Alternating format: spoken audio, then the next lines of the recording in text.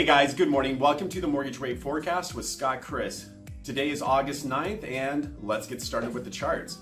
Here's where we're at. Mortgage Bankers Association reported that the average 30-year fix across the U.S. went up 0.07% to 4.84. Not a huge gain over the last 2 weeks, but we are starting to see interest rates creep up a little bit. Nothing worth writing home about. So where are the technicals? Where are rates headed? Let's get into it. Now, bonds are trading right now at 101.75. Now, we're going to have a rollover tonight. So next, in a couple weeks when I do my updated report, you're going to see a big drop down, and it's just a rollover. So it's not going to be that big of a deal. It's just kind of like when you own stocks and they split. You know, you may own 10 stocks worth $100 a piece, but they split and now you have 20 stocks at $50 a piece. Kind of the same concept, kind of. But we're going to see that happening tonight. Now, today, jobless claims came out really strong at about 213,000. This came in below expectations, showing that more U.S. Workers are not jobless. So this is a great thing for the economy, but it can impact inflation, which is not friendly for bonds. But bonds are still holding strong, and so we'll get to the charts in a second. Here's what we have. As you know, the green means bonds are trading better. So they opened here, go up here, opened here, traded up here. Now, and we're starting to develop an upward trading channel, but I don't want you guys to get excited. If you look at my mouse, we have a resistance right here that we're slightly broke through this morning.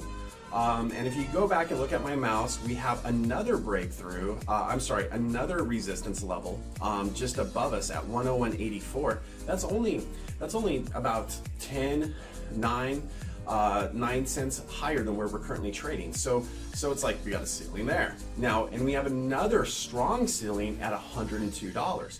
So right now, analysts are saying, hey, this is cool. We on the technicals, we are developing this upward trading channel. However, we have so many thick ceilings of resistance that bonds are going to have to break through. So it's going to take some significant economic reports to really make that happen. So here's the scoop. What are analysts thinking? Well, they're thinking right now we're going to be a little bearish in the short term, but some analysts think we're going to be bullish. So I don't know, guys. I think the analysts that are saying, hey, the bonds are going to trade better, we're going to see a little bit lower interest rates, I kind of think they're being a little optimistic. But the interesting part here is that report came from an analyst that I usually say is pessimistic. So we're really getting a big mixed bag of news on the short term. So long term, the analysts are consistently a little bearish, and for obvious reasons that I've been talking to you guys about over the last few months. Now, where am I at? By the way, my last projection was a hit. Bonds stayed right within my range. And here's my projection. I'm gonna go with the analysts that say, hey, we have a lot of ceilings up ahead of us. Let's not be too optimistic. I think we're gonna cap out, probably not trade over the next 2 weeks any higher than 102.05 and I think bonds could trade as low as 101.20. So with current trading levels at 101.75, that leaves about 30 cents to the upward if my projections are accurate. So what that means is if you float it, you take that risk, you might get 30 points better if my projections are accurate. But if the bonds don't trade well, the bonds could trade as many as, 55 points worse than where they're trading right now. So the upside is 30 basis points, the downside is over half of a point. So half of a point is a lot of money. If you're getting a $500,000 loan, that is $2,500.